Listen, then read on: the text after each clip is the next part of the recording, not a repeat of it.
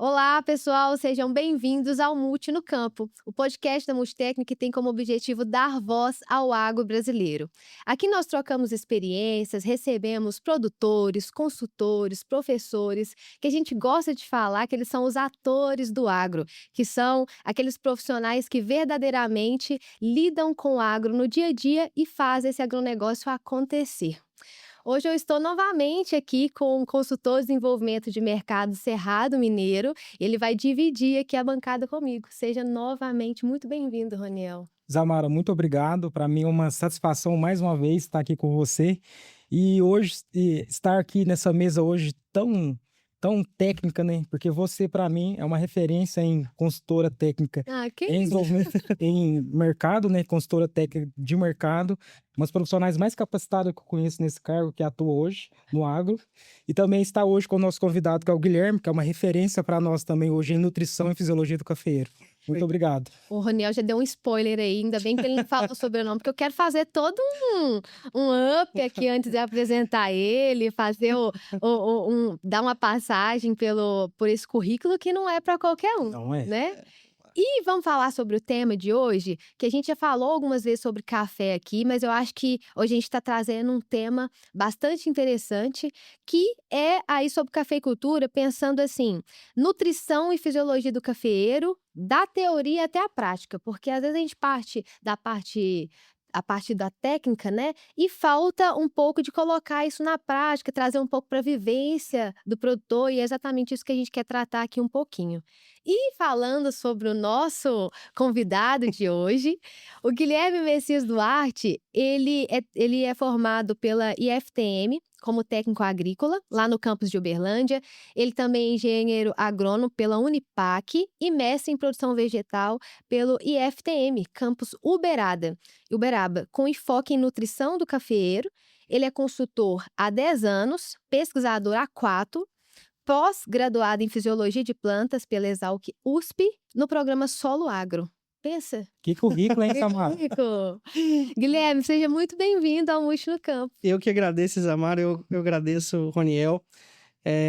Assim, é um currículo pequeno ainda, eu tenho ainda Olha, que ampliar mais ainda. Não, a gente sempre está em busca do conhecimento, né? Eu lembro quando um professor meu falou que, basicamente, o conhecimento é como você chegasse numa praia, né? E aquilo amplia o seu litoral de informações, de banco de dados, para você sempre levar o melhor para o produtor, levar a melhor informação, né? Hoje a gente está com bastante evidências assim na internet, influências, então é importante a gente levar aquilo que realmente, a pesquisa científica, levar aquilo que a gente tem aprendido no campo também, tá? Então, agradeço a Multitécnica por estar aqui hoje, né? Pelo convite, Roniel, obrigado, Zamar, obrigado a Multitécnica, e é isso. Tamo aí. nós que agradecemos, Guilherme. E você falou sobre um ponto que eu acho que é muito importante, Uhum. porque às vezes trazer o conhecimento técnico para o produtor, ele vai muito além, porque eu vejo que às vezes o produtor erra, mas ele erra por não conhecer, por ele não saber quais as estratégias que ele tem para poder resolver aquele problema dele, né? Uhum. Então, a gente trabalhar, esse é um dos objetivos do Multi no Campo, da gente poder trazer esse conhecimento técnico, Uhum. consultores como você que têm expertise e que vão poder falar para o produtor, olha, faça dessa maneira, use esse manejo, isso daqui tem fundamento técnico, funciona. Então, é um grande diferencial, né? Sim, Passa essa informação. é um grande diferencial porque, assim, hoje o mercado de consultoria, principalmente em café, cresceu bastante. Mas quando a gente vai olhar as informações das consultorias, basicamente tem se aplicado muito mais do que talvez a necessidade da planta precisasse. E esse problema, ele pode impactar muito influente na rentabilidade do produtor. Uma coisa é produzir muito, outra coisa é sobrar daquilo que produz. A rentabilidade é diferente da produtividade. Nem sempre o cara que produz muito, ele está rentabilizando mais. Então depende muito em épocas, com oscilações de preço. Então a gente tenta trazer um pouco dessa técnica, né? Um pouco daquilo que a gente aprende nos artigos, nos livros. Eu encho muito o saco de professor, de quem é da parte técnica, para quê? Para a gente ampliar o nosso leque de informações, Com certeza. para fazer o seguinte, aplicar o que talvez seja o certo para o momento e não aplicar aquilo para ver se vai dar certo, certo? Certeza. Então vamos falar sobre café? Bora. Muito tempo bacana aqui, muito assunto relevante, mas vamos começar aqui.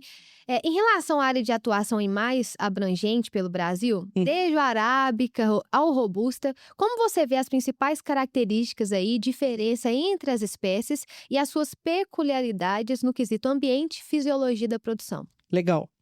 Antes de explanar um pouco sobre as grandes diferenças dos dois tipos de cafés, das espécies, né? Entre o robusta e o arábica. Primeiramente, eu comecei trabalhando com a arábica. Vou contar um pouquinho da história, como eu comecei trabalhando. Comecei trabalhando com a arábica em uma revenda agrícola em Araguari. E, basicamente, eu apaixonei pela cultura. Eu falo que o café é uma coisa apaixonante. Quando você conhece, basicamente, assim, não tem volta, né? Então, é apaixonante. Porque é uma das fisiologias mais complexas que tem de entendimento, como o algodão também. A gente sabe que é bem complicada a fisiologia do algodão. Então, eu fui mais para esse ramo de estar na consultoria e comecei com a arábica. Começando com consultoria em arábica, depois eu tive a oportunidade de conhecer os robustas amazônicos através de um amigo que se formou na faculdade comigo e me fez o convite para ir visitar ele em Rondônia.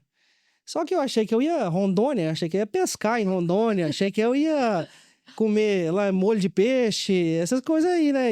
É peculiaridade de Rondônia, né? Cheguei lá, ele arrumou basicamente uns 6 bate-papos para fazer com os produtores lá. Ele trabalhava numa multinacional de defensivos agrícolas. E basicamente a gente foi fazer esses bate-papos nas rodadas. Falei, cara, Nada de passeio, só nada trabalho. de passeio, foi trabalho. Então, basicamente, a gente foi trabalhar. Eu fui a passeio e ele me colocou para trabalhar. Mas, assim, eu sempre costumo dizer que nada é por acaso na vida, né? Então, assim, existem propósitos. E talvez era para mim estar lá naquele momento, com aquela oportunidade. Não era a oportunidade de aproveitar, mas talvez era a oportunidade de arrumar mais trabalho, de aprender mais, entende?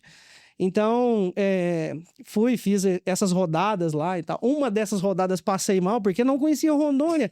E o calor de Rondônia é muito úmido e quente, né? Então, assim... e depois disso, falei um pouco sobre... A gente vai falar um pouco mais pra frente, que é um nutriente que eu gosto muito. Muita gente já me chama de Guilherme Magnésio, né? Porque, assim, como eu gosto de trabalhar com esse nutriente. E aí eu falei para um produtor sobre essa questão, né, do magnésio. E depois de um tempo ele me ligou, falou, preciso de você aqui, que deu resultado. Eu falei, não, tô custando a conhecer café arábica, vou mexer com robusta. Difícil. Mas aceitei o desafio, porque na minha vida, nada mais...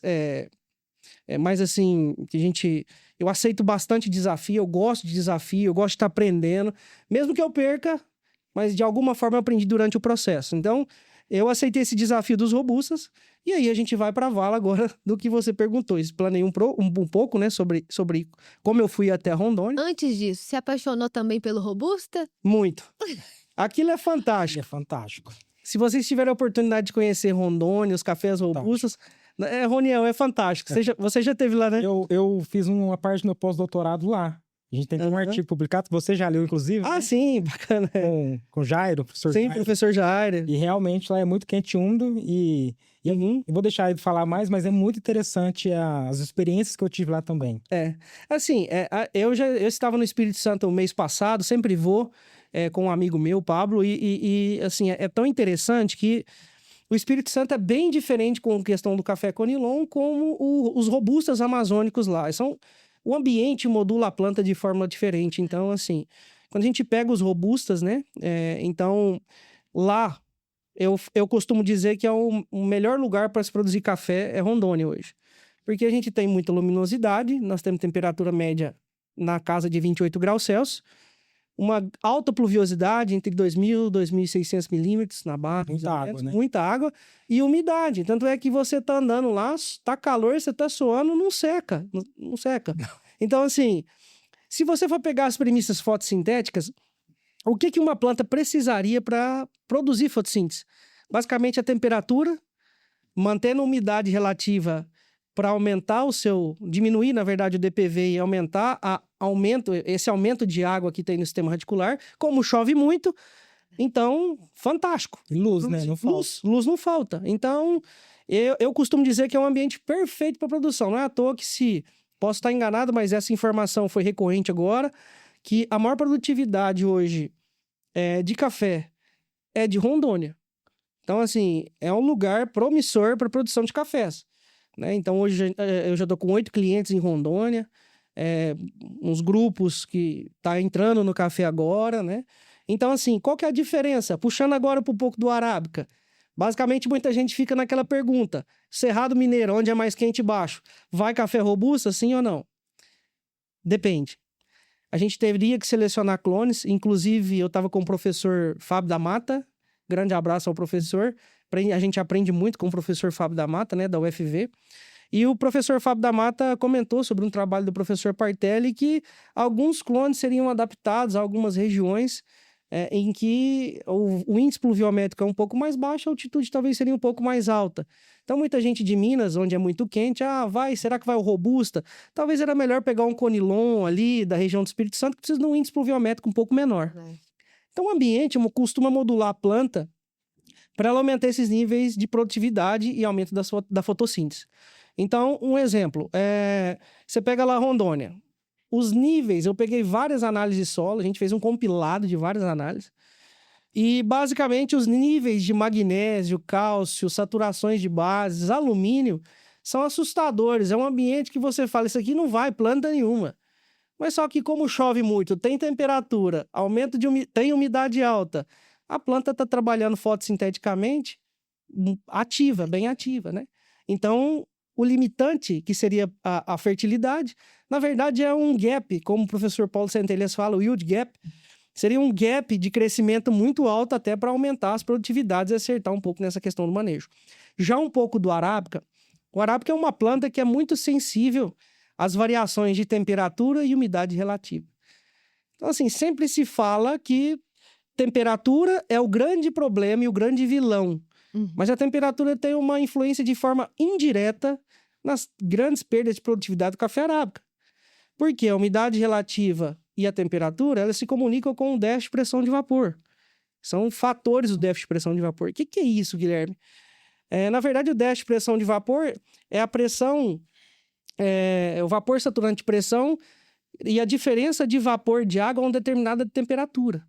Ou seja, à medida que a umidade relativa do ar cai, a demanda evaporativa se torna maior, a planta, como estratégia, ela fecha os seus estômatos para não perder muita água para o ambiente, certo? Porque a planta de café arábica, comparada ao robusta, já é uma planta de baixa eficiência fotossintética por cunho de origem também, né? Ô, Guilherme, a gente pode falar que o déficit de pressão de vapor é a força que tira a água das superfícies? Justamente, é isso. Justamente, a gente poderia falar dessa forma. Mas, seria uma demanda, é como se fosse assim... A atmosfera está com sede e ela precisa puxar essa água ou beber água de alguém. E talvez o café seria uma mangueira um pouco mais fina, né, que poderia jogar água para a atmosfera, comparado a outras culturas que têm um índice de perda de água maior, sabe? Muito legal a sua analogia, porque realmente, né, a raiz está ligada no solo, onde está o banco de água, e as folhas estão na superfície em contato com a atmosfera. Então, como se tivesse uma força que puxa a água lá de baixo, né, da bomba mesmo, que é a raiz que está lá no solo, bombeando. Só que quem é a força que movimenta essa bomba? O déficit de pressão de vapor. Justamente. É como se fosse uma seringa. Eu costumo brincar, a seringa você puxa ela, né, que faz aquela pressão de água. Na verdade, o que rege muito essa movimentação é justamente esses quesitos ambientais. Então, o ambiente modula muito. Então, se eu falar assim, Guilherme, se você falar, eu tenho uma área em Minas que é 500 metros de altitude e chove 600 milímetros. Eu teria que fazer um estudo primeiro, determinar quais clones são mais propícios para aquela região que seria, ou então qual variedade, sendo arábica, porque eu tenho clientes em Ouvidor, Goiás, a 730 metros de altitude, produzindo café e produzindo bem. Entende? Então, a gente precisa conhecer o ambiente primeiro, para depois escolher as estratégias, montar as nossas estratégias com relação a quais espécies, quais cultivares a gente vai colocar, qual genética mais apropriada para aquele sistema, qual nível, se for irrigado, de irrigação, porque o gotejamento, eu fiz a matéria de irrigação no mestrado 2 vezes e adoro, com um abraço para o professor Eusímio e o professor André Fernandes. Adoro, cara, adoro. Só que eu não gosto de montar projeto de irrigação, não aprendi muito isso, mas eu foquei mais de como a planta passa por perdas evaporativas, né? Então, assim, A gente sabe que é importante até para definir, então, uma planta que perde mais água, como o café robusta, a necessidade de reposição hídrica pelo sistema também, ela tende a ser o quê? Maior. Maior. Então, basicamente é isso, sabe? Então, o ambiente costuma modular muito a planta nesse sistema, sabe? É engraçado que às vezes o produtor ele quer defender demais o que ele tá cultivando. Então, se é arábica, ele quer mostrar que aquele é o melhor café que tem. Se é robusto, ele quer mostrar que aquele é o melhor. Mas o ambiente está ali modulando tudo. Então, às vezes, para quem vê ali um produtor indo bem com a arábica, mas está numa outra região, saber exatamente qual que é a melhor cultivar para poder sofrer menos com os efeitos do estresse, para ele ter algo mais alinhado às condições dele, faça total sentido. Com certeza. Isso é muito importante. Ô, Guilherme, só mais uma dúvida nesse tema ainda. Eu estava estudando esses dias um pouco sobre isso, até depois que a gente conversou naquela reunião do seu escritório. Uhum, legal. O Amazônia, o robusto amazônico, então, ele tem uma taxa fotossintética bem maior do que o arábica. Isso. Basicamente, tem um trabalho do Menezes e do Max. É um trabalho que eles monitoraram junto com o professor Jairo. Basicamente, quais eram os clones lá mais produtivos em Rondônia. E destacaram que 010, o 2508, inclusive o 2508 foi criado por um grande amigo que eu admiro, que é o seu Geraldo Jacomin. Um grande abraço também ao seu Geraldo Jacomin, que é lá de Rondônia. Basicamente para identificar essas diferenças. Então a gente sabe que na literatura o café arábica ele tem uma taxa de assimilação de CO2 entre 8 a 12. Numa taxa de assimilação mesmo de CO2, e o Conilon ele tem uma taxa basicamente de 14 a 18. Só que tem taxas em determinados clones que chegam um pouco mais, certo? Quando o ambiente favorece também a planta a perder essa água, puxar. A água atua de forma indireta na planta. Uma porcentagem pequena, né, Roniel? Fica na planta de água. A água perde por evapotranspiração, e o efeito dela é indireto, em abrir o estômago para entrar CO2, fazer fotossíntese, e a moeda de troca para todas as reações dentro da planta, certo? Fisiologia é tudo, né, gente? Tudo. Fisiologia explica tudo. Eu não posso nem falar de fisiologia, senão o Roniel fica maravilhado. É fantástico, né, Roniel? Inclusive, eu gosto de falar muito, então, assim, eu vou... Em 2017, eu participei de várias Fenicafés lá em Araguari, então, assim... Em 2017, eu tive a oportunidade de ver, se eu não me engano, 17 ou 16, uma palestra do professor Favarin, da Exalc. E ele falou isso, e eu peguei no ar. Falou assim, ó, o profissional tem que saber fisiologia de planta. E principalmente na consultoria. Porque tudo, manejo de herbicida, manejo de nutrição, defensivo, passa por questões fisiológicas. E ele falou, ó, o profissional que não se adaptar a isso, ele vai estar fora do mercado. O Favarin falou isso. Ele falou, ó, o cara não vai precisar saber todos os pontos da reação, mas ele precisa saber como é que a planta se comporta. É como eu faço uma analogia, como se você levasse, você tem coragem, Zamara, de levar, ou então, Roniel, o seu carro num mecânico em que ele não sabe como é que o motor funciona? Ah, não. Não. Vai deixar na mão, com certeza. E como que o agricultor coloca a fazenda, as plantas na mão de um agrônomo que não sabe como o motor da planta funciona? Tá coberto de... Perfeito. Aproveitando daqui a gente está falando sobre esse conhecimento fisiológico, como que você enxerga que esse conhecimento ele pode, de fato, melhorar o quesito produtividade e qualidade da cultura e do café? Tá. Eu sempre costumo, meus clientes sabem disso, meus clientes que vão estar assistindo, eles sabem disso. Basicamente, eu tento entender primeiro como a fazenda, quando eu vou iniciar uma consultoria. Então, já tem clientes que eu tenho 10 anos desde o início de consultoria. Tem clientes que foram consultados meus, voltou agora. Então, assim, eu sempre falo o seguinte, vamos estudar o ambiente primeiro, para a gente começar a entender quais são as estratégias fisiológicas, ou a palavra mais atrativa hoje, nutrifisiológica, né? Entendendo o papel e a dinâmica do nutriente dentro da fisiologia, pode melhorar tanto em termos qualitativos, quantitativos e qualitativos, certo? Isso por quê? Quando eu falo qualitativos, talvez não esteja ligado tanto a um nutriente participar justamente da qualidade de bebida, porque existem outros fatores que influenciam. Mas, assim, ele vai ajudar no processo fotossintético. Como? Se eu pegar uma planta de café e talvez ela pesasse 100 quilos, 95 quilos basicamente seria carbono, hidrogênio e oxigênio.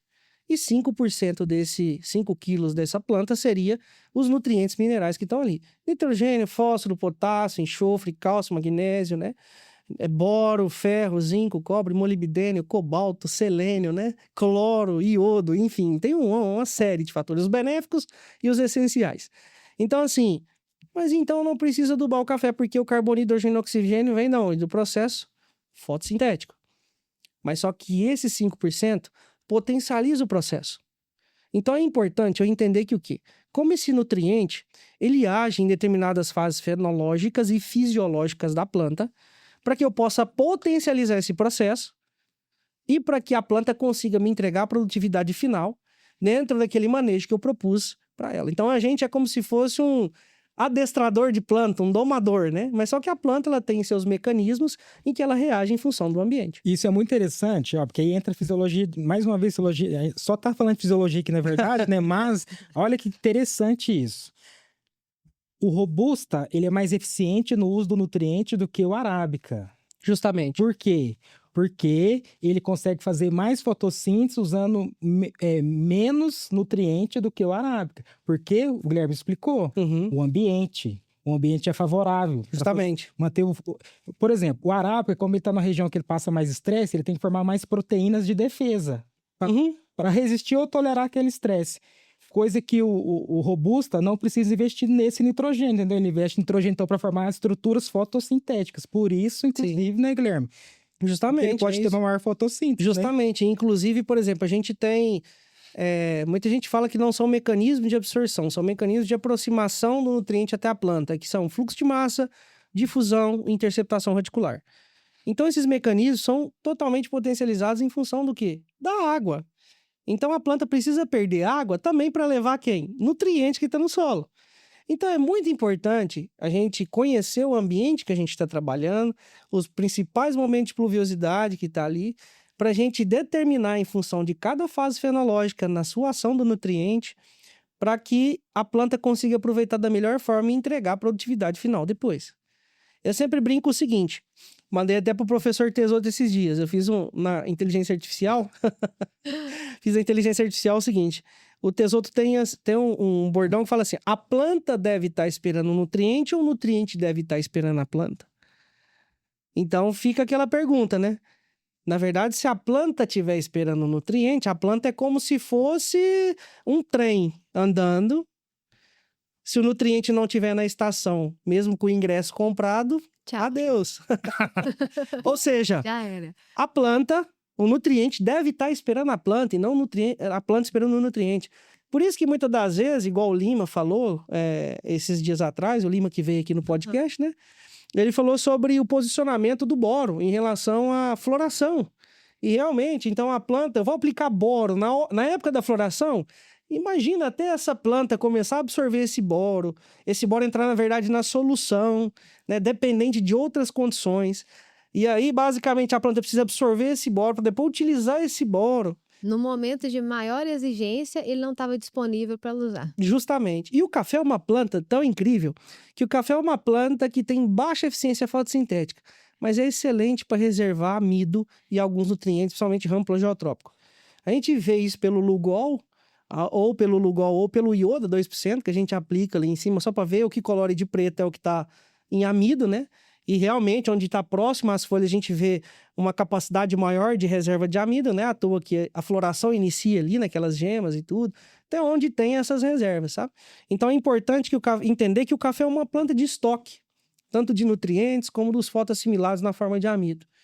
E tem um trabalho do Chaves Filho, bem famoso, acho que eu cheguei a te mostrar esse trabalho, né? A tese de doutorado, em que ele mostra em cortes anatômicos de ramos transversais de cortes anatômicos de ramos plegiotrópicos de café, mostrando as determinadas fases fenológicas e como isso supre aquilo que está dentro do ramo, esgotando a reposição de reserva novamente. Isso é muito interessante. Ele mostra, inclusive, eu li também, ele mostrou aqui, eu li depois. Sabe o que fala, Isamara? Fala o seguinte, que o ramo que tem mais amido próximo à florada tem uma explosão de florada maior e maior pegamento de flor. Justamente. Faz todo sentido.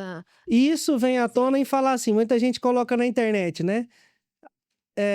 Será que tem alguém que acredita em expulsão de fruto? Vai muito além. Isso é questão fisiológica. Tem que estudar. Não basta apenas ser amigo de professor. Tem que estudar. Tem que buscar.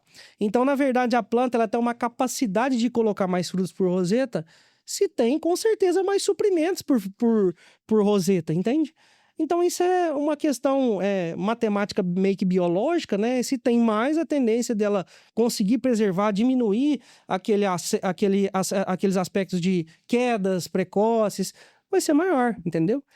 Às vezes o produtor chega lá na área dele, tá o café todo floridinho, ele fala, não, esse ano vai ser sucesso. E aí, você tem pouca comida e muita boca para comer, no final das contas, não vai conseguir alimentar todo mundo. Sim. Índice de queda de flor absurdo e no final Sim. a gente não tem uma boa produtividade. Isamara, isso que a Isamara falou é um ponto tão interessante em relação a isso, porque muita gente antigamente fala assim, flor não é café. Só que a gente estava rodando com o da Mata, e nesses dias, assim, nesses tempos que eu tô dando consultoria, e a gente vai estudando e tentando aplicar a teoria. O Favarin fala que o bom profissional é aquele que pratica a teoria, né? Então, assim, a gente tenta fazer muito isso. Então, a gente vê o seguinte, eu vi o que nesses anos? Todas as fases fenológicas do café são extremamente importantes. Desde quando a gente pega pela floração, pela expansão do fruto, granação, maturação e depois a colheita. Só que eu costumo destacar duas fases que são de extrema importância, que nós como técnicos e o produtor rural ele tem que ficar atento. Quais são essas duas fases? Fazer flor virar café e fazer café ter peso. Porque o produtor quer o café, quer que a flor vingue, mas também quer que o café tenha o quê? Peso. E quando a gente trabalha, você conheceu no escritório, a gente tá tentando trabalhar bastante com dados para depois justificar um Power BI, para a gente entender o que aconteceu durante as safras. Então, assim, utilizar da inteligência artificial também, né? Sim, para ajudar uma ferramenta o produtor rural. Então, a gente viu que o quê? Basicamente, a safra passada, todo mundo vai lembrar. Choveu bem, começou chovendo bem. Quando foi fevereiro, basicamente no dia 4, na região de Araguari, parou as chuvas. Aí as chuvas foram retornar depois do dia 20 de março, ou seja, qual período fenológico essas plantas estavam? Granação.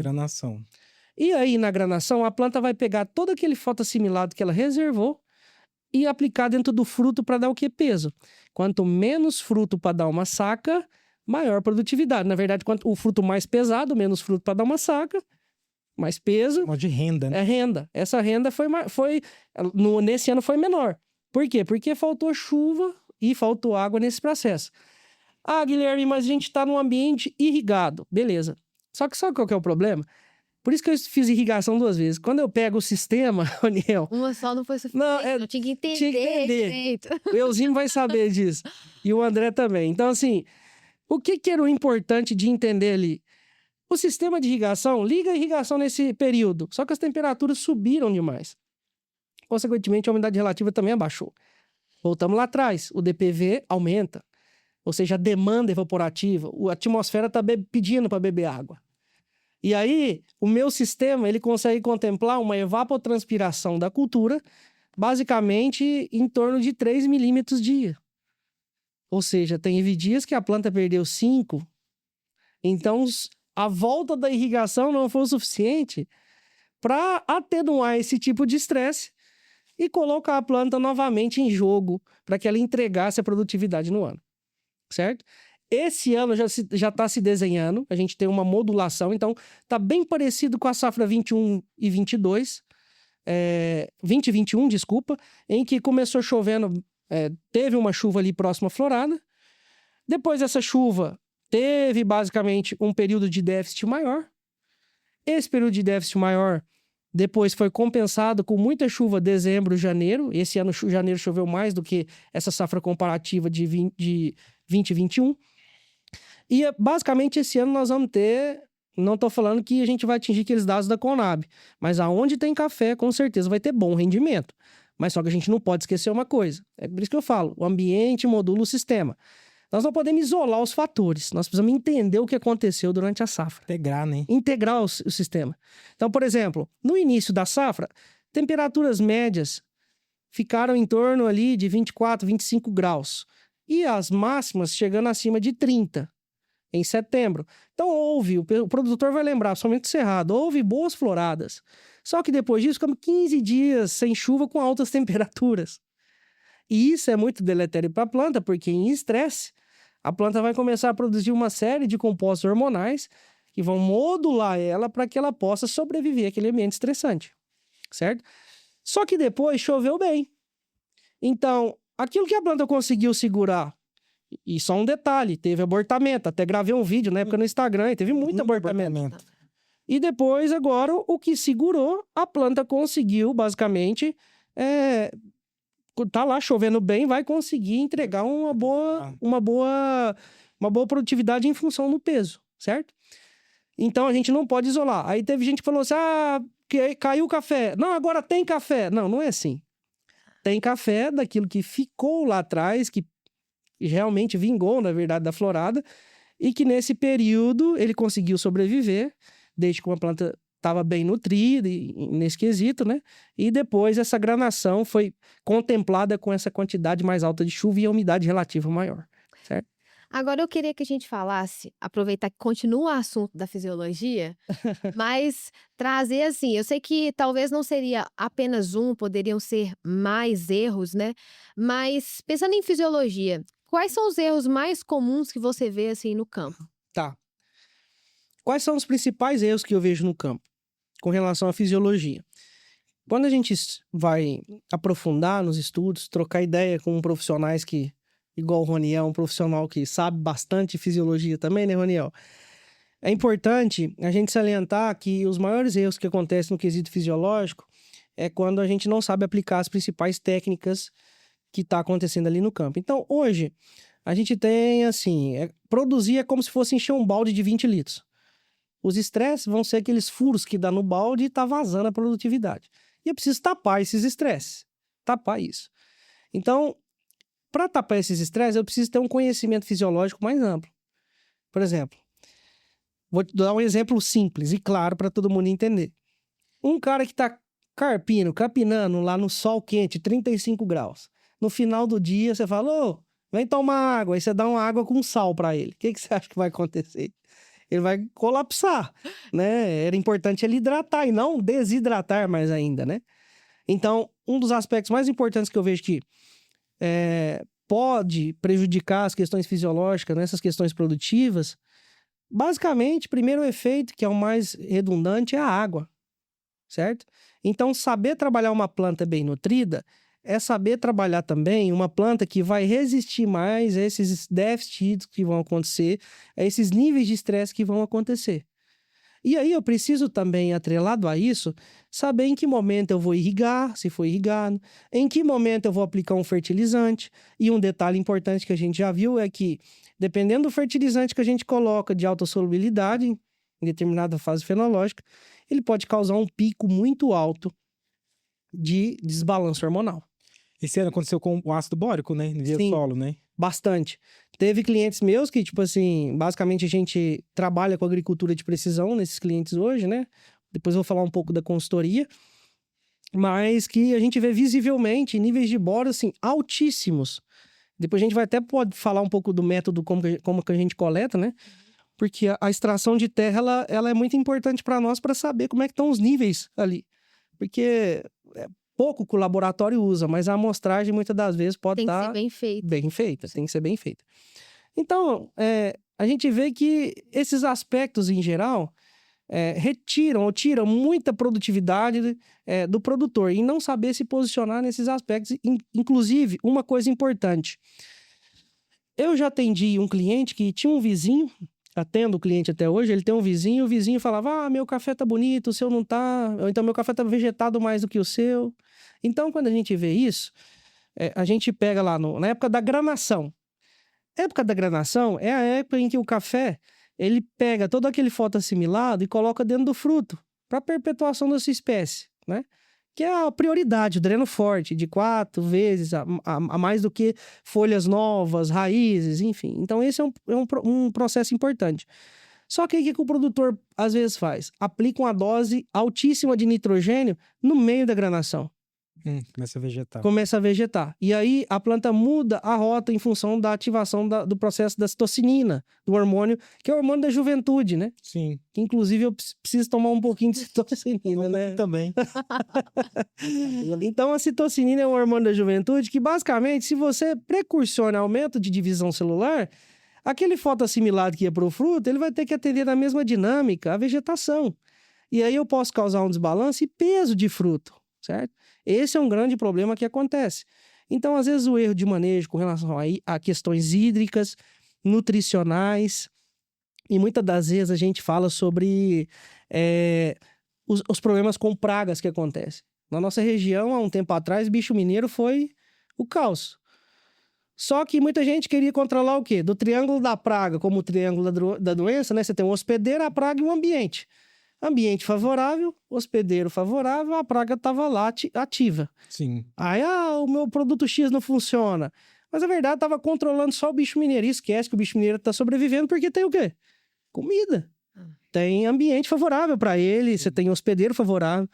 Então a gente começou a fazer na questão fisiológica, a diminuir trabalhar um pouco mais preventivo essas questões, mas melhorar tanto esse aspecto fisiológico de funcionamento para ele assimilar melhor até o defensivo que você aplica. Isso é um detalhe que as empresas de defensivo têm que ficar atentas. Muito.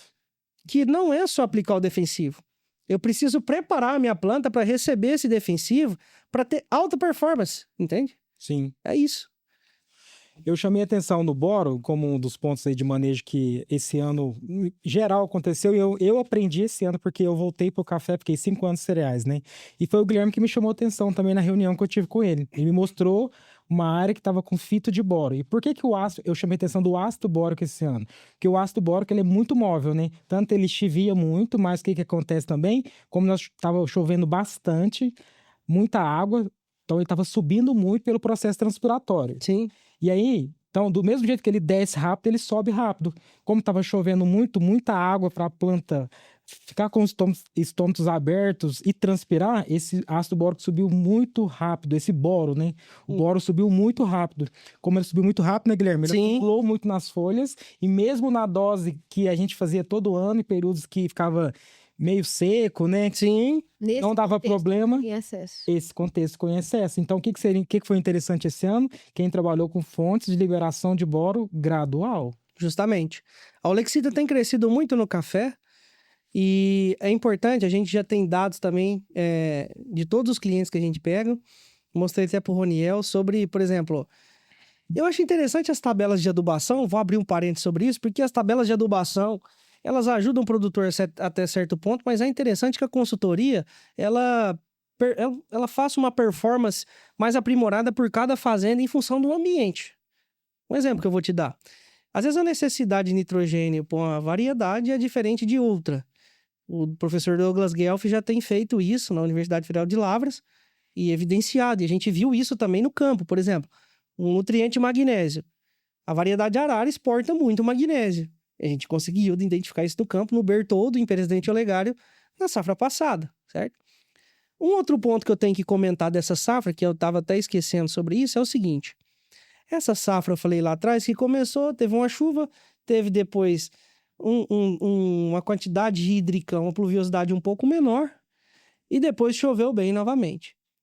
Só que aí a gente começa a observar, esses dias a gente estava observando alguns detalhes. As variedades precoces, como Paraíso 2, pessoal reclamando muito de café miúdo, peneira um pouco mais baixa, né? Vai granar, porque tá chovendo. Mas por que vai dar peneira mais baixa? Porque como as variedades são mais precoces, o tempo em que ela precisa atender aquela fase fenológica, ele se torna mais curto. É a mesma coisa que eu falasse aqui. Nós temos 30 minutos para ir ali na padaria e comer um lanche. Então, assim, ia ser um pouco tumultuado do que se eu comparasse, nós temos 2 horas para ir na padaria e comer um lanche. Então, a gente vê que variedades como o IPR100 no Cerrado, variedades mais tardias, o Topázio, eles têm se progredido bem com relação à peneira, mas as precoces não, em função do ambiente. Olha como o ambiente muda, né? Muito interessante. E aí, muitas das vezes... Fisiologia pura. Fisiologia pura. Então, muitas das vezes as pessoas utilizam, por exemplo, vamos falar do potássio, um exemplo. A gente vai trinchando aqui, mas vai... É muito assunto, É muita coisa, muita tá coisa. tudo conectado. Mas é tudo interligado, vamos colocar dessa forma. Então, assim, o potássio, por exemplo. O potássio, por muito tempo no Cerrado, o pessoal falava assim, ó. Potássio enche fruto de café. Será que é o potássio? Quem enche fruto de café é o fotossimilado, que é reservado. Potássio expande o fruto de café com o processo osmótico. Isso está no livro do Marshner, na relação Camais-sacarose, e está no livro do Marshner falando justamente sobre essa relação fonte-dreno, sabe? Então, basicamente, o potássio é exclusivo e ele tem que estar na planta, naquele processo que a gente fala, em que o trem do café passa. Se o nutriente não estiver na estação, ele não vai conseguir entrar dentro do trem e o trem vai embora sem o nutriente. E o potássio ele vai acelerar esse transporte, mas se não tiver a reserva, a gente não consegue ter um bom enchimento. Justamente. Tanto é que tem um trabalho, e assim, antes de falar disso, porque vai surgindo várias coisas, né, Roniel? Cabeça de quem estuda fisiologia vai surgindo, né? Então, basicamente, assim, uma coisa interessante é que o potássio, ele tá ligado a esse processo osmótico e ele que vai dar a garantia de expansão de fruta. Então, quando a gente pega lá atrás, em que faltou um pouco vamos falar assim, faltou água, choveu menos do que a capacidade de hídrica histórica, então, basicamente, faltou água. Então, se faltou água, o produtor aplicou um fertilizante à base de potássio de liberação mais controlada, possivelmente não conseguiu atender a demanda, porque o intervalo dessas variedades precoces são mais curtos e talvez a fonte cloreto de potássio normal mais solúvel seria mais interessante para essas variedades. Então, a gente vai observando que na fazenda, nos talhões, a gente tem uma série de fatores que a gente tem que dar aquilo específico para cada variedade, cada genética. É como se fosse a gente. Você tem um estilo de vida diferente, você tem outro estilo de vida diferente. Igual eu sou bem atleta, né? Vou fazer o Ironman agora, né? Brincadeira. Então, assim, a gente tem dietas diferentes em função das nossas genéticas, entende? Sim. Então, essa dinâmica é muito importante da gente ter esse entendimento. Interessante que você perguntou. E se eu não fertilizar com potássio, como é que essa planta vai se comportar, sendo que o trem está passando da planta pela sua fase fenológica e ela não conseguiu, o potássio não conseguiu entrar dentro do vagão, um exemplo. A planta tem um trabalho antigo do Oscar Lima Filho, do professor Malavolta, em que eles colocam um isótopo N15 e o rubídio como marcador de potássio, para identificar como que a planta reage quando você tem baixos níveis, e a planta ela remobiliza muito esse potássio para o fruto da reserva do ramo. Só que tem um problema. Vamos pensar o seguinte: se eu não atender a demanda quando o trem da planta passa, ela utiliza as reservas. Mas depois, para reconstruir essa reserva lá na frente, é muito mais oneroso. Porque o café é uma planta perene, né? Ela Sim. precisa crescer, produzir ao mesmo tempo. Porque ela está produzindo essa safra, mas o ramo está crescendo. Preparando para a próxima. Justamente, é isso aí. Então, assim, a gente tem que atender, para não dar esses problemas fisiológicos, como o produtor tem que atenuar isso. Por isso que é importante ter uma consultoria, talvez, o produtor que tenha condição, ou que não tenha, que às vezes entra em contato com a gente também, a gente ajuda, tenta fazer da melhor forma, né? A gente tem que fazer isso. Mas para ajudar o produtor, na verdade, a diminuir esses impactos fisiológicos que acontecem a partir do manejo que você impõe. Então, nós temos que parar muito com essa questão da receita de bolo, das tabelas que a gente tem hoje, né? Então, assim, por quê? Porque a gente tem que performar em cima de dados que a gente tem. Então, eu tenho um cliente, por exemplo, em Araguari, nós temos 4 safras, nós temos 64 sacos de média, é uma produtividade consideravelmente muito boa, e pelos níveis nutricionais eu tenho todos os dados de como as análises de solo se comportaram, abaixou ou não o potássio e tal, tudo feito no mesmo laboratório, com a mesma metodologia, para a gente ter confiabilidade nos dados, para saber o que uma planta de café ela necessita para vegetar e produzir entre nitrogênio, fósforo e potássio. A gente falando aqui, nós comentamos sobre vários tipos de estresse, desde nutricional, térmico, hídrico. Vai ser muito difícil eu te perguntar qual que seria o pior e o que mais impacta na produtividade da planta. Da planta? Bom, quando eu falei que indubitavelmente, eu não sei, olha a palavra, indubitavelmente. Chique. Conceitual. A água, dentre os fatores fotossintéticos, a gente tem CO2, luminosidade, temperatura, nutrientes e água. mas basicamente a água é o fator que mais onera o processo produtivo, certo? É a mesma coisa da gente. Às vezes a gente consegue sobreviver sem comida um maior período de tempo só bebendo água, mas se falta água, com pouco tempo, acabou. Né? Então, assim, quando a gente vai pensar nesses aspectos de qual o principal fator estressante? Estresse hídrico, térmico ou estresse nutricional? Acho que é tudo linkado no outro, não tem um mais importante do que o outro, embora a água seja o principal limitante. Então, o hídrico, ele vai puxar para um estresse térmico. Isso por quê? Como a planta precisa abrir estômago, a fotossíntese é dividida em duas fases. A fase em que ela utiliza energia luminosa para transformar em ATP e NADPH, certo? Pela ATP sintase e também pela ferredoxina. E essa energia que ela produz na primeira fase da fotossíntese é utilizada no ciclo de Calvin, desde que o estômago está aberto, capta o CO2 para fazer o 3-PGA. Perfeito. Que é o açúcar, é o primeiro açúcar com 3 carbonos. Triose. A triose fosfato. Então, basicamente isso. E aí, o que acontece? Se falta água, tem um efeito indireto do fechamento estomático, não tem?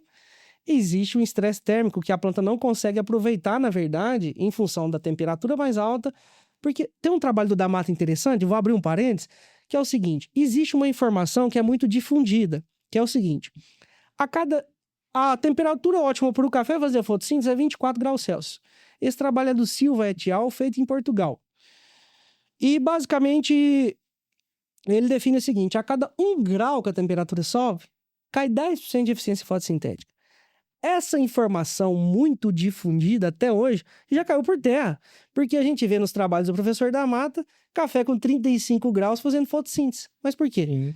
Menos sensível à demanda evaporativa, ou seja, o estômago ele continua aberto se tiver água no sistema, perdendo água, entrando CO2 a 35 graus Celsius. Entende? E basicamente acontece esse tipo de estresse hídrico relacionado ao térmico em função justamente do estômago fechado também, e muitas das vezes o pessoal linka a escaldadura à temperatura muito alta. Mas geralmente a escaldadura ela está linkada ao fechamento estomático e à sobra de elétrons que fica com a produção de espécies reativas de oxigênio, que vai começar, que são bem estáveis, vai começar a reagir, na verdade, com as membranas, síntese proteica, e vai começar a ter um desbalanço geral dentro da planta. Né? E é muito perfeito o que você está falando aí, porque a gente pensa também, né? Quem que refresca a folha é a transpiração, é a água. Justamente. A perda de calor latente que acontece pela transpiração. Justamente. Então, se o estômago fecha, não tem água saindo, e essa água ela sai quando ela perde calor. A água, quando ela sai, ela perde calor, então a folha perde calor. A água, ela retém muito calor.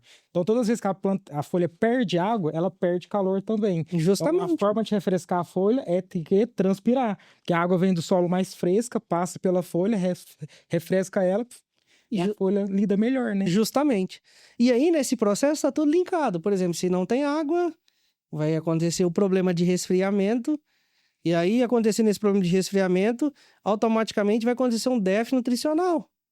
Por quê? Porque o nutriente entra via solução do solo e entra via a água no sistema radicular. Ou até, se tiver com a disponibilidade muito grande, igual o Roniel falou, dependendo da fonte, pode gerar até um fito, como foi o caso aí do ácido. Isso, nutrientes que sobem muito rápido pode dar excesso. Claro. Porque ali é o último lugar que o nutriente vai parar, entendeu? Porque a água passa, mas o nutriente não passa, ele fica retido.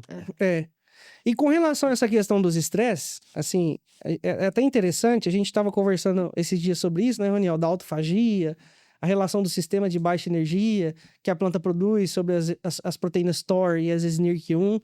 Então, basicamente, isso acontece na planta, como que a planta modula com relação a essa questão do estresse? Ela modula basicamente assim, ó, ela percebe o sinal do estresse, aí o estresse ele é definido entre duração e intensidade. Quanto mais intenso e a duração maior, mais difícil é a planta voltar ao ambiente que é mais favorável para a produção dela. E eu vou abrir um parênteses que o café é mais difícil ainda. Porque o café é uma planta de alta ou baixa eficiência fotossintética? Baixa. Baixíssima. Então, para ele recuperar esse processo, muitas das vezes que a gente estava comentando, visualmente, a planta está bonita, mas às vezes ela pode estar sofrendo ou indicando para alguns tipos de estresse. Sabe um detalhe importante? Muitas vezes as pessoas usam aquele clorofilog, para medir o índice de clorofila. Nitrogênio, magnésio, não. Aquilo tem um detalhe importante para ver a modulação de clorofilas A e B do sistema antioxidante não enzimático. Porque se a planta começa a modular esse sistema, é um sinal que ela já está entrando em fase de alerta em função do estresse. Ou seja, não tem água talvez chegando o suficiente. Ela, para modificar o sistema, para não receber tanto elétron, ela começa a modificar o sistema do complexo antena. A produção de carotenoide, fiofitina. Sim. E aí entra por que eu gosto muito do magnésio. Porque o magnésio tem o magnésio quilatase, que coloca dentro da protoporfirina o magnésio para formar a clorofila, do ciclo da respiração, né? De crescimento, de manutenção, tem a respiração. E aí, basicamente, quando a planta tem esses estresses, entra em ação a enzima magnésio dequilatase, que produz clorofila e feofitina. Na verdade, clorofila B, né? Ou carotenoides. Então, assim, você consegue monitorar uma planta se ela está entrando em estresse via aquele equipamentinho vendo a modulação do sistema antioxidante enzimático. É o primeiro sistema que a planta usa. Ô, Guilherme, quais nutrientes estão relacionados com o sistema antioxidante enzimático? Tá. Eu costumo muito trabalhar, embora muita gente não goste e fale que é legal só colocar um nutriente via solo e tal. Mas é até refutável. Eu vi até uma palestra esses dias do professor Nelson... Eu não vou lembrar o nome dele, o sobrenome dele, mas o professor Nelson falando sobre aquele gráfico do pH e a disponibilidade de nutrientes a partir daquele gráfico de pH, sabe? Então, assim, à medida que o pH, pelo que a gente aprendeu, aumenta, enquanto a gente aplica calcário para corrigir a acidez do solo, aumenta a disponibilidade dos macros, diminui a disponibilidade dos micros. E, basicamente, a gente tem visto isso com experimentos junto com o professor Tesoto, com calagens, que tem acontecido basicamente isso. A gente observa uma deficiência visual nutricional de micros mais severa ali, tá? Então, assim, os micronutrientes eles têm que ser aplicados via folha justamente para manutenção, não é para suprir. O pessoal tem que parar de colocar ou então visualizar como aplicação foliar como um suprimento do nutriente para a demanda produtiva. Na verdade, é para aspectos fisiológicos de funcionamento. Então, assim, eu apliquei via folha, nada mais é que o quê? Aconteceu um tipo de estresse. Igual você perguntou, quais nutrientes você considera aí importantes para esses tipos de estresse? Aconteceu um estresse. Vamos comparar um estresse como se fosse essa sala. A gente fez uma festa aqui. Depois que a festa acabar, o que vai estar aqui? A bagunça, certo? Para essa bagunça ser limpada, que é o que a planta produz, esses... entre aspas, o Fagão fala lixo tóxico, né? Mas o professor Mazafera já fala que basicamente não é bem assim lixo tóxico, porque a planta precisa de radicais livres também para a produção de lignina, né? Junto com o manganês e o cobre, nos monômeros, dímeros, até formar, nesse balanço, né? Equilíbrio. É o equilíbrio. Então, basicamente, precisa, voltando aqui, tá sujo, precisa limpar. Existem o sistema antioxidante não enzimático, que é a modulação de energia da planta, em dissipar o excesso de energia, e depois a gente tem a modulação pela fotorrespiração, o sistema antioxidante enzimático. E aí eu vou precisar de alguns nutrientes para que esse sistema funcione de forma abrangente. Quais nutrientes? A gente tem algumas enzimas, como a ascorbato peroxidase, as catalases, a superoxidismutase, que acontece no cloroplasto, e essas enzimas são dependentes de alguns micronutrientes, como zinco, ferro, cobre, manganês. É extremamente importante. E tem um trabalho também do professor Cruciol, antigo, já está começando a ficar antigo, na verdade, porque eu utilizei ele há um tempo atrás e tem dado muito resultado em café também. Que é a aplicação de magnésio também via foliar, aumentando o nível dessas enzimas e a preparação da planta em resposta a esses estresses. Então, nesse nível nutricional, é importante trabalhar com esses micronutrientes. E eu sempre brinco, meus clientes sabem disso, meus clientes vão saber do que eu estou falando. Em toda aplicação, a gente utiliza magnésio via folha. Toda aplicação. Quando? Toda. Por que toda, Guilherme? Além de fornecer o magnésio no solo, e aí há um detalhe, muitas tabelas colocam meio quilo de magnésio por saca. Nós já estamos trabalhando em base de 1,7 a 2 quilos de magnésio por saca. E é um detalhe. Via calcário não, já tem trabalhos evidenciando que calcário ele vai aumentando o pH. À medida que o pH vai aumentando, você tem um pico de absorção, de disponibilidade de magnésio, depois isso cai. Sim. Então, o magnésio, por ser refratário, por ser um material mais difícil de solubilizar, a gente coloca o magnésio no solo para suprir a necessidade produtiva da planta, esse magnésio um pouco mais solúvel, que não precisa de tanta água como o calcário para solubilizar ou fazer a reação, ou pela pressão do CO2 do solo, pela acidez que precisa reagir, certo? E também as aplicações foliares para não suprir a necessidade de demanda, mas para ter equilíbrio fisiológico. Por que o magnésio? Porque o magnésio está envolvido numa série de fatores, ativando mais de 350 enzimas, está no livro do Marshner. Uhum. E além de ativar essas enzimas, basicamente ele melhora o pH celular porque a célula da planta tem assim, um pH ótimo, pH celular ótimo para funcionamento das enzimas. Quais enzimas? Enzimas relacionadas ao metabolismo do nitrogênio, nitrato redutase, glutamina sintetase, GOGAT, a sacarose sintase, a gente tem também. Então, todas essas enzimas, elas são melhoradas à medida que o pH celular vai aumentando. E eu aumento também a VC Max, que está ligada ao processo de quê? Maior atividade de produção de triose fosfato a partir da ativação da rubisco também. Então, eu costumo dizer que esses micronutrientes aplicados via folha são importantíssimos para fazer essa faxina. O magnésio para organizar, que as enzimas voltem a trabalhar novamente com o pH, né? E basicamente a gente tem outros nutrientes que antigamente a gente não falava muito, mas nitrogênio, fósforo, potássio, também é importantíssimo para a reconstrução na síntese de proteínas, como o nitrogênio, que está ligado ao processo da rubisco, fotossistemas. Então, nesse quesito mesmo, sabe? Uma coisa interessante. Pode falar. Vocês vão me cortando que eu vou empolgando aqui. Não, nós temos tempo. Dá pra poder correr a prova. Tendo uma aula, né, cara? Não. Tem que aproveitar. E também você vai falando, vai me dando uns insights aqui, que a gente até discutiu esses dias na reunião, né, Zamara, sobre a importância do magnésio para a síntese proteica também. Sem magnésio não tem síntese proteica. Então, por que o magnésio também é importante para o estresse? No estresse, eu não tenho que refazer novas proteínas? Claro. Quais proteínas? Aquelas relacionadas com, por exemplo, sistema antioxidante enzimático. Sim. Refazer a proteína D1 do fotossistema 2. Sim. Então, precisa de magnésio desde o início. Para quê? Para refazer a maquinaria proteica para me ter enzimas trabalhando em favor daquela condição. Fantástico. É isso. É isso aí. Então, eu até brinco assim também com o magnésio, por exemplo. Muita gente...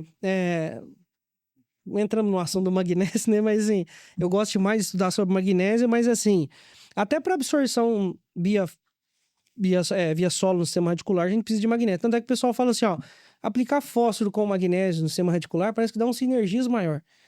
Na verdade, dá um sinergismo porque, na verdade, a planta ela tem umas proteínas, que é as proteínas do tipo canal, né? As proteínas que são mais de alta afinidade, de baixa afinidade, processo difusivo, e tem as prota-TPases, que são ligadas a partir da magnésia TPase. Isso. Essa magnésia TPase, ela vai colocar e saturar de hidrogênio para o interior da célula, ou para o exterior, na verdade, né? E aí é como se fosse pagar um ingresso para alguém entrar. Então, satura de prótons a partir da magnésia TPase, e depois dessa saturação de prótons, a enzima-chave abre junto com o nutriente e entra. Aí, qual que é a diferença entre os nutrientes nesse processo? É o custo energético. Por exemplo, o nitrato é um cara que gosta de área VIP. Por quê? Ele precisa, na verdade, de mais atividades da magnésia TPase para entrar nitrato dentro do sistema radicular. Por isso que há um gasto energético muito grande com relação ao nitrogênio em função desses processos. E para enchimento de grão, acontece da mesma forma. Tanto é, lembra de eu falar antes sobre o potássio enchendo fruto.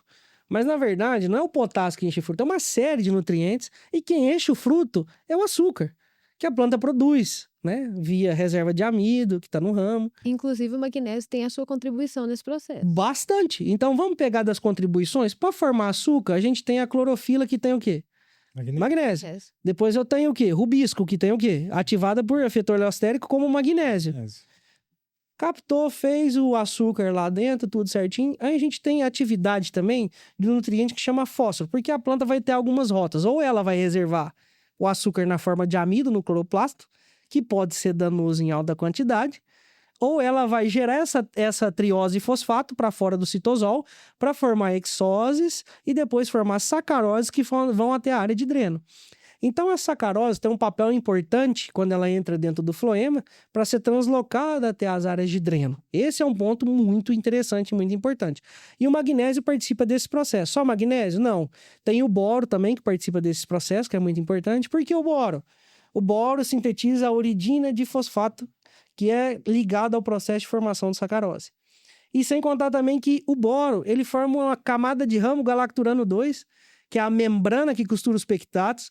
Para quê? Para dar estabilidade para a planta. É a mesma coisa que fosse assim. Eu sempre, quando eu vou falar sobre translocação de fotoassimilados, eu falo que o boro ele dá estabilidade.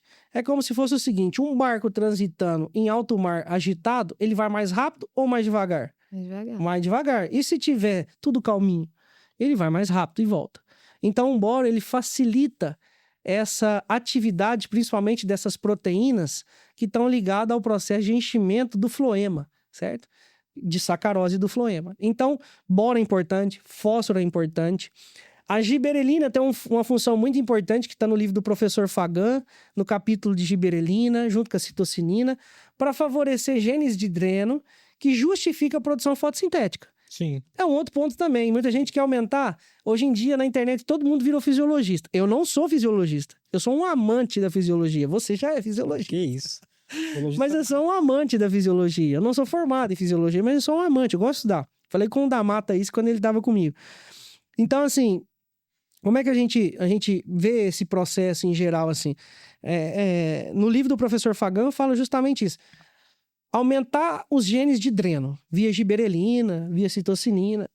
Por quê? Muitas das vezes a gente quer aumentar a taxa fotossintética. Mas será que é isso que a planta realmente necessita?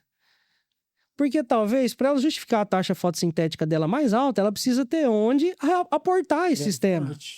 Justamente. Então, o dreno ele é mais forte, então eu preciso ter dreno. Por isso que lá atrás eu falei, a fase fenológica do café, todas são importantes, mas fazer flor virar café e fazer café ter peso é o principal.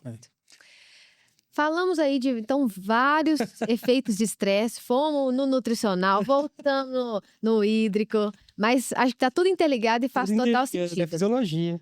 E o ponto que o Guilherme comentou é que às vezes o produtor, ele olha o café dele e fala, meu café tá bonito. Mas ali, em que momento ele já tá perdendo e às vezes ele não tá conseguindo visualizar essa perda?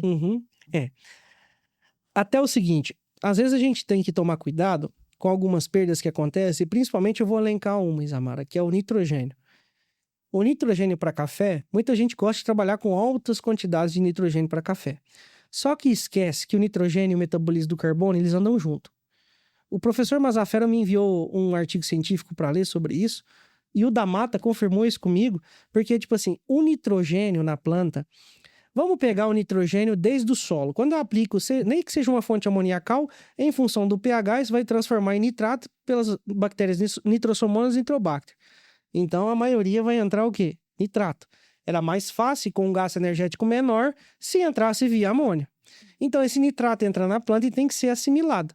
Para assimilar esse nitrato, existe um gasto energético muito alto. Além de gastar carboidrato, ele gasta também os NAD, que está ligado ao processo fotossintético. Então, eu prejudico a fotossíntese em função da assimilação do N.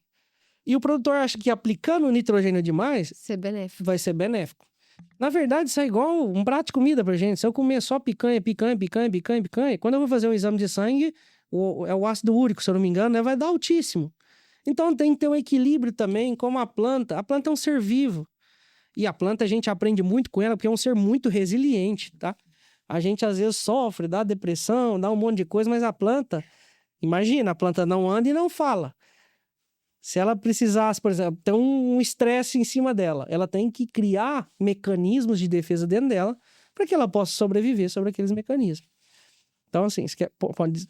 Essa parte do nitrogênio achei muito interessante você citar, porque muita gente não fala, mas não existe só espécies reativas de oxigênio. Tem de nitrogênio. Exatamente. A própria redutase nitrato pode formar um, que é o óxido nítrico, que em baixas concentrações é um sinalizador, mas em altas concentrações ele é um radical livre, que pode causar danos às membranas ali, assim como uma espécie reativa de oxigênio.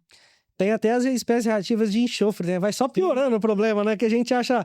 Vamos estudar espécies reativas de oxigênio. Já tem de nitrogênio e tem também de enxofre. Então, assim, é basicamente isso que você falou, que é o óxido nítrico, na verdade, é um sinalizador junto com as calmodulinas, né? Isso. Somente quando tem no sistema DUMP-MUMP, lá de plantas que são atacadas por patógenos, sistema de resistência adquirida e induzida, que esse sistema ele é mais ativado em função do quê? Da planta produzir os compostos de defesas mais rapidamente, né? Então Sim. tá ligado a isso.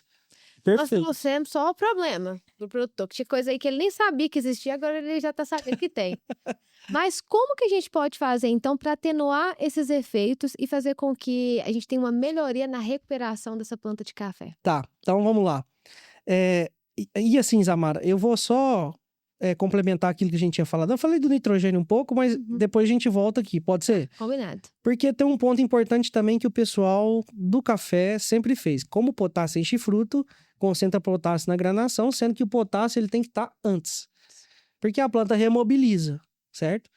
E o grande problema é que o potássio tem uma competição muito alta com o magnésio no solo. E aí essa competição, ela acaba sendo deficitária quando o produtor pesa a mão demais no potássio, principalmente na granação. Sendo que esse potássio tinha que estar bem antes na planta para que ele atendesse a demanda fenológica de expansão de fruto, certo? E esse é um outro ponto importante. As toxidez de boro são também, igual você viu, são extremamente danosas ao café. Então, assim, a gente tem que trabalhar com equilíbrio nutricional, certo? Para a gente conseguir atenuar esses problemas que acontecem no quesito fisiológico. Entender que o nutriente ele tem participação. Ou ele tem participação estrutural, ou enzimática, né? Ou prostética. Então, assim, ele tem os seus níveis de funções dentro da planta. E é preciso entender esses níveis para a gente conseguir equilibrar esses nutrientes. Por isso que os dados são importantes. Por isso que acompanhar a lavoura na consultoria é importante. Então, isso é um ponto chave nisso. Voltando a essa pergunta, pode repetir mais uma vez? Como que essa questão dos estresses, o que a gente poderia fazer para atenuar e ter uma melhoria desses efeitos do estresse de forma prática na planta? Tá. Eu vou dividir isso em 4 partes.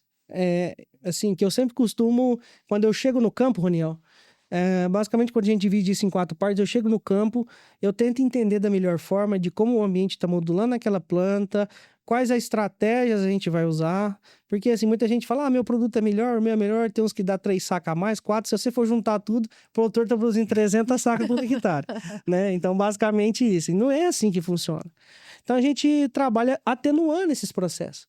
Pegando da origem do café, que é uma planta que é mais lenta fotossinteticamente, uma planta que tem uma dificuldade de condutância hidráulica, é uma planta que tem um índice de venação menor do que um conilon, é uma planta que perde menos água, é uma planta que faz menos fotossíntese e estoca mais, ela é mais inteligente nesse aspecto de estocar. Então, eu tenho que entender esse processo antes de aplicar as técnicas para tirar a planta desse problema de estresse, certo? Então, assim, primeiro ponto, eu tenho que modular a planta, entender a modulação da planta. Eu tenho que entender em que tipo de fenologia que ela está, como é que o ambiente está modulando ela. Sempre antes do estresse é melhor do que a aplicação pós-estresse. Porque na aplicação pós-estresse eu vou recuperar o que foi perdido. Se eu tento, antes do estresse, prever, que é difícil, né? Isso é igual jogar na Mega Sena, a gente não sabe, né? Se eu consigo prever isso e entrar com as tecnologias que são propostas ali, exemplo, condutores osmóticos para melhorar a condutividade hidráulica da planta, eu consigo diminuir e atenuar esses estresses e pôr uma planta que no sistema de baixa energia com as TOR consiga ser mais eficiente nesse processo, certo? Então, assim, entender fenologia, entender a modulação da planta, como que ela está, se ela está propícia ou não a receber uma aplicação foliar, porque muitas das vezes a planta está basicamente mais murcha, e aí fica mais difícil dentro daquelas fissuras na aplicação foliar eu conseguir ter o quê? A atividade do que eu aplico via folha para ter o favorecimento fisiológico lá dentro. Então, preciso entender isso e o timing. Esse timing de aplicação é muito importante, que eu falei. É melhor prever antes, fazer antes, do que reconstruir depois, né? Então, basicamente isso. Segundo ponto, eu tenho que melhorar os aspectos de água dentro da planta. Então, a planta que a gente estava conversando antes, né? A planta nos estresses, quando ela tem a percepção, ela tem 2 grupos em que ela modula. O primeiro grupo, inclusive eu estava estudando isso ontem, é quando ela produz agentes que são para não deixar desnaturar proteínas dentro dela, porque as proteínas são importantes para a planta, né? E aí, até um detalhe que o pessoal aplica bastante aminoácido, na verdade, porque como uma forma energética para a planta é a quebra das proteínas em função de fornecer energia para o processo de respiração de sobrevivência, de manutenção ali dela mesmo, né? Então, basicamente, eu preciso aumentar o nível de água, de hidratação dentro dessa planta. Como que eu aumento isso? A gente tem, basicamente, alguns aminoácidos que fazem isso, que é a prolina, a glicina betaína como proteção osmótica para não deixar a desnaturação proteica acontecer, certo? E aumentar o boro, vai dar mais rusticidade à membrana também, certo? Para quê? Para favorecer a planta, diminuir as perdas de água. E também vai entrar em processo, tem alguns trabalhos específicos falando disso, mas não tão concluídos, sobre a produção das aquaporinas, que vai facilitar a condução hídrica dentro da planta. Então, tá lá, o estresse, eu tenho que entender. Opa, vamos ver que tipo de estresse que tá, em que fase fenológica que tá, como é que eu posso auxiliar para que essa planta recupere o mais rápido possível. O primeiro ponto é favorecer a água. Então, os processos hídricos são os mais importantes nesse aspecto. Rusticidade de membrana, diminuição da peroxidação lipídica, aumento dos controles osmóticos, e aí eu tenho a prolina, glicina, betaína, todo esse processo. Pós isso, eu vou fazer o quê? Eu vou fazer uma faxina na célula, para depois eu dar condição para que as enzimas voltem a funcionar e dar toda a estabilidade para a planta. Como que eu faço essa faxina na célula? Entre as enzimas, metaloenzimas, ascorbato peroxidase, catalase, você tem também a glutationa do sistema antioxidante não enzimático, né? O tocoferol e tal. Então, basicamente, essas enzimas precisam ser ativadas. Como eu falei do estresse. Então, modulação, entender a fenologia, dar condições para que a planta tenha pelo menos esse equilíbrio hídrico dentro dela, certo? E depois eu consegui fazer uma faxina com aquelas atividades enzimáticas. E aí a gente tem os micronutrientes, o magnésio importantíssimo para isso também. Produtos à base de extrato de algas também ajudam muito, porque tem muito alginato, né? Então, assim, isso ajuda bastante. E também, dentro desse processo, a gente estudou junto com o professor André Reis, e ele ama muito falar sobre selênio, né, também. A gente fez alguns trabalhos com ele, e o selênio, basicamente, ele ajuda a atividade de algumas enzimas antioxidantes também.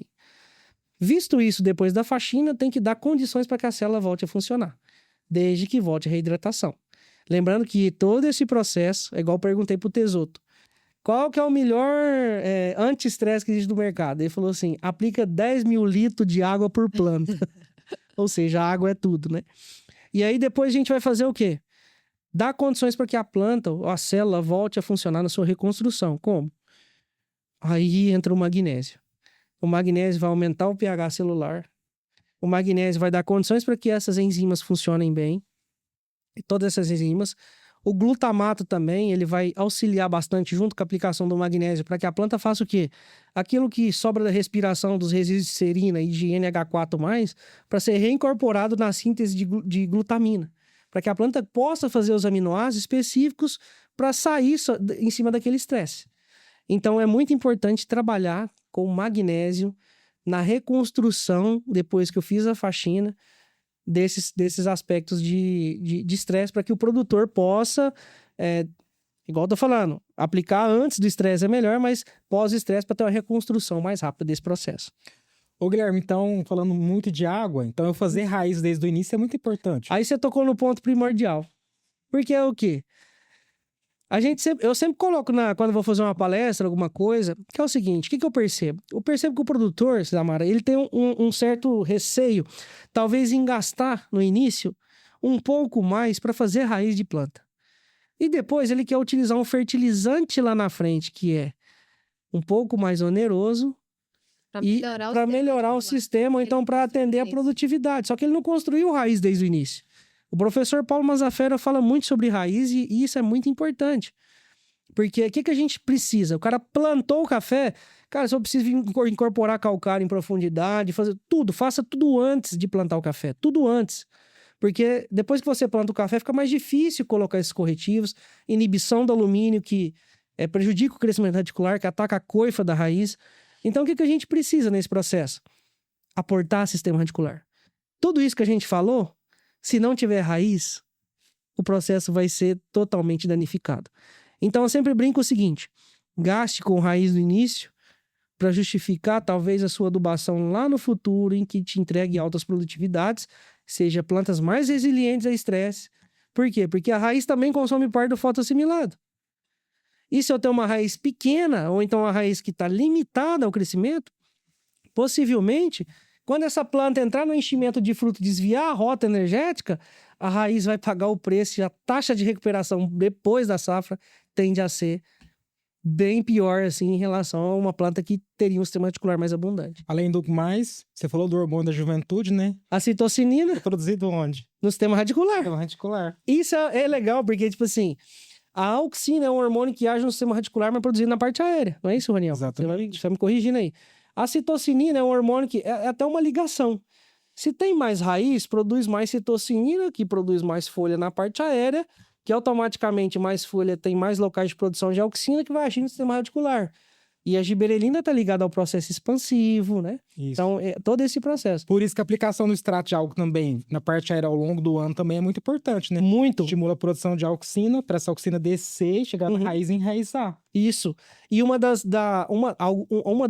algas bem importantes que está ligada a esse processo de produção auxínica é a Eclonia máxima, né? A Eclonia máxima também é bastante difundida com esse processo de aumentar os níveis de auxina para que a planta possa modular o sistema radicular e crescer mais. Ascophyllus nodoso também, né? Ascophyllus também, nodoso também. Mas assim, o que a gente... Foi 2021, eu fiz um trabalhinho pegando vários enraizadores do mercado e eu fiz por conta própria. Então, assim, para saber se isso dava resultado em lavoura pós-plantada. Dá resultado. Tem que investir em matéria orgânica líquida, que eles falam, né? Carbono orgânico líquido, mas não para aumentar a atividade do carbono no solo, mas para funcionar como mimetizadores auxínicos, como like-auxine, para fazer o quê? Aumentar o sistema radicular, as radicelas em maior abundância, para eu ter maior crescimento radicular, maior abundância desse crescimento radicular, para justificar maior aporte de água, nutrientes e sofrer menos a estresse durante esse período que a planta possa passar. São muitas ferramentas, né? E o duro é que a gente resolveu juntar 3 mineiros dentro de um podcast. Não dá pra falar o que a gente quer. Justamente. Mas já indo aqui pro nosso finalzinho, Legal. frente a todas essas estratégias que a gente citou, o que a gente poderia falar que o produtor ele pode fazer diferente do que ele está fazendo no seu dia a dia e ele já vai ter resultados na próxima safra? Tá. É assim, o café, como é uma planta lenta, possivelmente, assim, é mais difícil, vai ser um pouco mais difícil, vai depender muito do ambiente, do clima, para ele ver resultados mais rápidos, né? Então, porque o café é uma planta de eficiência um pouco mais baixa. Mas o que é importante o produtor entender nesse processo? É entender qual que é a necessidade em cada fase fenológica, para que ele possa atender essa fase fenológica sem causar nenhum desbalanço com relação a estresse que possa acontecer nesse processo. Ele tem que encher o balde e tapar o que tá tentando furar. Já lembra aniversário de criança que a gente ia lá, tinha aqueles balão grande, cheio de brinquedo? Então, assim, o balão tá cheio da planta, né? E não precisa ninguém lá para furar aquele balão. A gente precisa, na verdade, deixar aquele balão mais íntegro. Então, a gente precisa proteger a planta desse processo. Então, eu sempre falo, planta bem nutrida, ela tem uma atividade maior em relação à sua recuperação do que, basicamente, uma planta que está mal nutrida. Isso passa pelo quê? É só aplicar fertilizante? Não. Eu tenho que entender o processo da planta. Planta não tem data nem calendário. Antigamente falava, vou adubar no início da chuva, no Natal e no Carnaval. Esquece. Você tem que estar no campo dia a dia, avaliando a planta, e você tem que atender a dinâmica dela. Por exemplo, vamos falar do nitrogênio. O Tesouro sabe disso, que a gente estava ali dando um negocinho sobre nitrogênio. Nitrogênio é importante estar na planta, 80% do nitrogênio que você vai colocar na safra até o início da granação. Por quê? Porque se a planta, o fruto está expandindo, ele está ganhando massa fresca. Não está ganhando matéria seca, né? Massa seca. Então, a planta vai vegetar. Se ela vai vegetar, eu preciso dar esse estímulo de vegetação para ela. E o nitrogênio vai fazer isso. Então, eu preciso ter 80% do nitrogênio até o início da granação. Potássio. Potássio eu não vou aplicar ele na granação exclusivamente. Eu preciso atender as demandas fenológicas dele. Para quê? Para dar mais expansão de fruto, para que lá na frente eu não tenha o carboidrato, às vezes, que era para encher aquele fruto, mas o fruto é desse tamanho, pequeno. Então, basicamente, essas ferramentas. E assim, o que o produtor pode fazer em relação a isso? Primeira coisa, é entender essas dinâmicas, Mas antes de entender essa dinâmica, procurar uma consultoria, talvez, que seja bem pautada nesses aspectos nutricionais e fisiológicos. Ele tem que aproveitar e já vendeu Não, eu não posso, por quê? o caso dele. Eu já tô um pouquinho mais saturado, mas assim, pode, se o pessoal quiser trocar uma ideia, mandar mensagem, tudo, a gente tá aí. Mas é importante ter uma pessoa técnica acompanhando, como você também, vocês que vão no campo, que estão no campo, para ajudar o produtor nesses processos aí, né, de Com recuperação. certeza. E errar menos, né? Inclusive, esse tá dentro do nosso propósito, né, Isamara? Está perto de vocês, está perto dos produtores. E não levar tecnologias, mas também levar conhecimento, levar serviço. E é isso que nós estamos fazendo aqui hoje, né, Isamara? Sim. Inclusive, vou deixar uma coisa aqui para falar, porque hoje na internet tem muita coisa que a gente vê e que talvez, igual eu falei, todo mundo virou fisiologista na internet e tal. E assim, tudo que eu tô falando aqui é tudo baseado de livros, de experiências que a gente teve no dia a dia com relação à consultoria, produtividade, essas coisas tudo.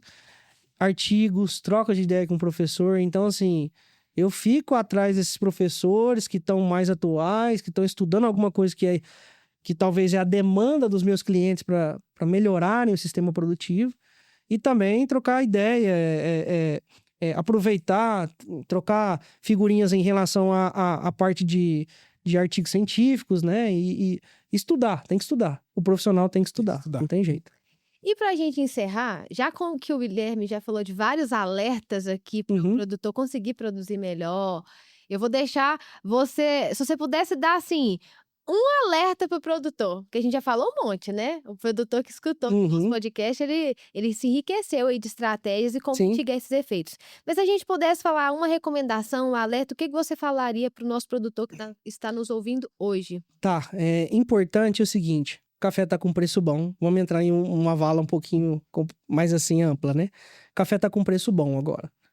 Então, basicamente, é importante o produtor não fazer muita loucura agora em relação é hora dele rentabilizar, porque o café não vai ficar nesses preços, logicamente, em muito tempo, né? Então, assim, um dos pontos importantes é isso, o produtor se reprogramar, rentabilizar para isso. No aspecto agronômico, o que o produtor tem que fazer?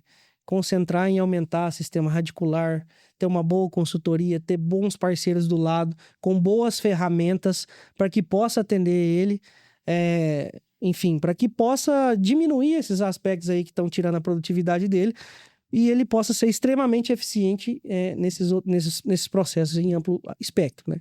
Certo? Que isso, hein? Que aula, hein? Muito obrigado. Não, eu que agradeço. Eu queria só deixar uma mensagem final. Eu gosto de falar, Isamara, eu gosto de falar. É porque, assim, é legal, porque muita gente, às vezes, fala, então, vamos supor, às vezes cria uma certa crítica, mas é importante a gente saber que atrás de nós existe uma história, né, por trás disso, né? Então, eu quero, aqui nesse podcast, de agradecer basicamente as pessoas onde eu trabalhei, as pessoas que me ajudaram ao longo da vida, e a luta continua, é isso. Quem veio de baixo, sem a ajuda de ninguém, a luta continua, e é essa a luta. Então, eu quero agradecer as pessoas que me deram total apoio no início da carreira, sabe? Eu lembro certinho um pouco da minha história. Posso contar um pouquinho? Claro, por favor. Um pouco da minha história.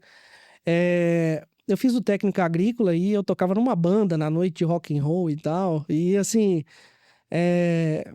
eu tinha dinheiro para comer dentro do refeitório. Na minha família, sou família pobre, mas nunca me faltou a comida.